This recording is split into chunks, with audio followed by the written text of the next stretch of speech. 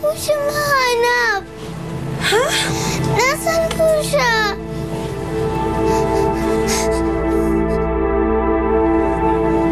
Asan yung sira nito? Ito. Lo?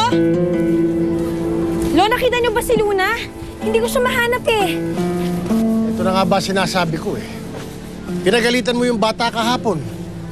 Paano kung nagdamdam ng gusto si Luna? Paano kung naglayas yun? Luna! Luna! Luna? Luna!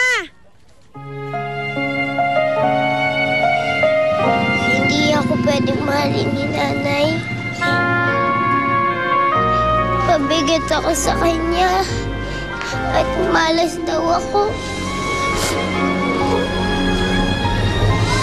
Kaya ilalayo na lang ako sa kanila. Para hindi na siya laging galit.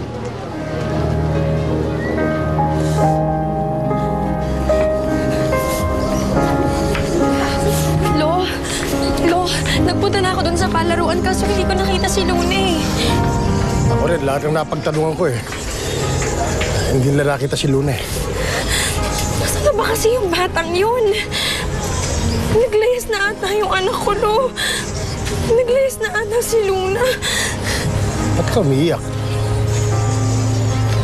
Hindi ba yan ang gusto mo? Mawala yung anak mo? Minsan nga nagsisisi ako eh. Kung bakit ibinalik ko pa sa sa'yo noon. Nung muntik mo na siyang itapon. Siguro mas bubuti ang buhay niya kung pinabayaan ko na siyang nawala noon.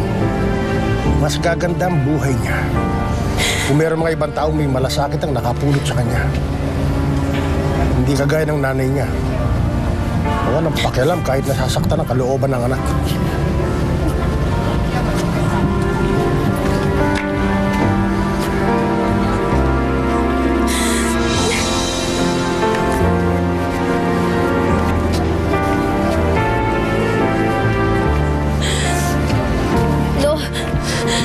Lo, sandali!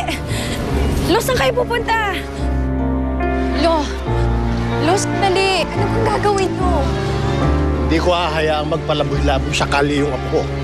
Lo, kami na lang ni Mariette ang maghahanap kay Luna.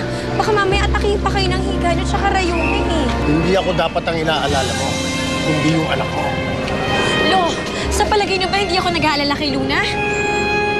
Alam ko dati naisip ko siyang itapon. Pero binalikan ko siya dahil nanaig sa akin ng pagiging ina. At ganun pa rin ang nararamdaman ko ngayon, Lo. Kung hindi ka naging pabayang ina, hindi siya aalis, Rowena. Kung wala kang malasakit sa anak mo, ako meron. Hoy!